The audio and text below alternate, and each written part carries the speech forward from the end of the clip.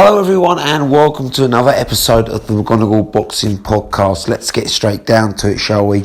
So it was a huge win on Saturday night for John Ryder against, the legendary, and he is legendary of his backstory and what he's achieved and who he's fought, danieljacobs on Saturday night. It was a really good fight. And I enjoyed every second of it. It looked like danieljacobs was just too slick, too quick, and just too good for Ryder in the first 6 rounds. I mean, I thought Ryder was going to get stopped because he was walking in. He was trying to put the pressure on, but he was just getting countered with hooks, vicious hooks. I mean, it just shows you how good John Ryder's chin is, because a lot of people would have been put away by Jacobs' hooks. I mean, the right hook was vicious, but he can also punch with the left. It was either side, and Ryder, to be fair, kept coming forward. He didn't back down, but he was just second to the punch. His hands were slower, his feet were slower, and what was happening was Jacobs was spinning off to the side, catching him, and then spinning off again. So Ryder couldn't really get much of a look in. Occasionally, he'd catch Jacob. But very much arm shots, and he was taking flush headshots, and I thought, goodness me, this can't carry on for much longer. He's going to get stopped. He was just outclassed. I gave Ryder the first round with energy and obviously home crowd feel and buzz, but after that I had Jacobs literally winning the next 5 rounds. And I just thought this turned into a masterclass. But something interesting happened. I don't know if it's Jacobs' age. I don't know if it's inactivity, but he slowed down. And of course, Ryder, he's renowned for his fitness and his relentlessness, kept coming. He did the same to Callum Smith and made it a competitive fight. And exactly the same danieljacobs. As the fight wore on, Ryder started to get into it. He started, and what was very interesting, rather than sort of just walking in, and sort of, being second to the punch and then getting caught in the clinch, he was starting to set himself up a little bit more. So he'd kind of go to the body and then go to the hook. And he was now punching, rather than one punch and being clinched, he was doubling up on his punches. And what started to happen as Jacob started to tire, Ryder was the one landing first. Ryder was the one being, landing flush. He started catching Jacobs. And I think, round 7 was a big round for Ryder, and round 8 was huge. I mean, it looked like another 20 seconds, or 10 seconds even, he could have stopped Jacobs. I mean, he had him in a world of trouble. Jacobs used his experience to kind of weather the storm. He didn't go down, but he looked like, my goodness, he had Jacobs backed up, hurt. And, like I say, Jacobs still had his whereabouts about him to avoid the firefight. But it was unbelievable to watch. So credit Ryder, credit Jacobs. Fantastic fight. But, Ryder, for me, won 7, 8 and 9. So, and, I had him winning 10 as well. But, Jacobs, by this point, had just started to weather the storm and started to get a foot back into the fight, because, 7, 8 and 9, he was swarmed and pretty much dominated, really.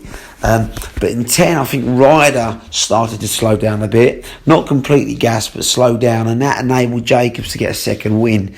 And he started to set the pace a little bit more, because 7, 8 and 9, he was fighting at Ryder's pace. Make no mistake about that.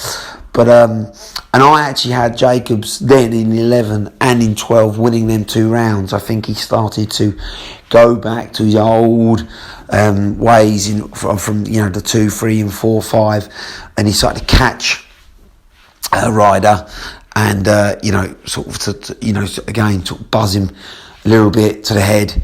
And I think Ryder was starting to be second to the punch again, because he slowed just a little bit, and that gave Danieljacobs a second wind. But I mean, I can see how you would score them rounds to Ryder. I can. I didn't. I think it was nip and tuck, but I think Jacobs did the cleaner work. And I think every time Jacobs landed, besides that round 8 round where I thought, goodness, this could end, I was like, oh, that's going to sting. Whereas Ryder, I never really felt that. I felt he landed in flurries, but I always felt Jacobs did the cleaner, more clinical work, which can do more damage. But listen, it was a great fight. I can see, a 7. I scored at 8-4 Jacobs, especially them winning them last 2 rounds. I can easily score at 7-5, and I was fluctuating between that 11th round, whether I give it to Ryder or Jacobs. So that was my take on it. But I mean, even people pushing for a draw, I can see, especially if you give Ryder, which I don't think he did, 1 more of them earlier rounds, or you give him 11 and 12. I think that's harsh on Jacobs to say he didn't win any of them last 2 rounds. But to give Ryder the victory, I can't see that.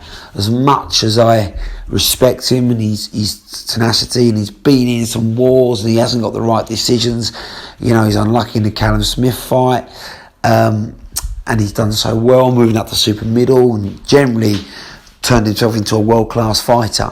Because he lost to Nick Blackwell, let's not forget, a middleweight, at domestic level. So he's done phenomenal, especially at 33. He's got getting better with age. But you cannot give him that fight in my eyes. Danieljacobs dominated the first half. Ryder was starting to take over in the second, no question. But a late rally for me got Jacobs over that line. But I think ultimately what you did see, though, Jacobs at 35, 36 is showing signs of decline now. He can't keep a pace for 12 rounds. Reminded me a little bit of Andrade actually against Liam Williams. Beautiful early on and started to slow and allow the pressure fight to come in. That's exactly what happened to Danieljacobs. Now, of course, younger, quicker, hungrier fighters, even than Ryder. Imagine that's a Charlo, or imagine that's a Canelo. A Benavidez. I mean, what are they going to do to Jacobs? So he needs to really look at himself now and go, okay. I mean, it would have been an ideal shot against a WBA regular champion. I mean, Ryder's hopefully got that now, and that's huge. But and I think if he wins that belt, Ryder, then he'll get Canelo. I think at the moment he's calling Canelo out. He still hasn't done enough. I know Canelo wants to fight in the UK, but Ryder's still not a big enough name or draw or credibility. If he gets that WBA title, which I believe now he's been made mandatory for, then it's game on. But for now, obviously, he's got to fight David Morrell for that, and I think he can beat him. He's a slick, quick Cuban, but he's only fought 6 times in the pro ranks, ex and amateur. So Ryder, especially in the UK, can beat Morrell for sure, and then and then he gets credibility. And then Canelo goes, okay, well, you got a WBA regular title. Canelo's a WBA super champ. But as for Jacobs, I think he needs to go down that WBA regular title. I would be pushing for a rematch. He's got every right to ask for a rematch, as I think he won that fight. But besides that, it's going to be very hard for him because he's not beaten Canelo. He's already lost to him. But the problem is Canelo's got better. Jacobs got worse. So he's not winning that. He's not beating Benavidez, young, hungry lion.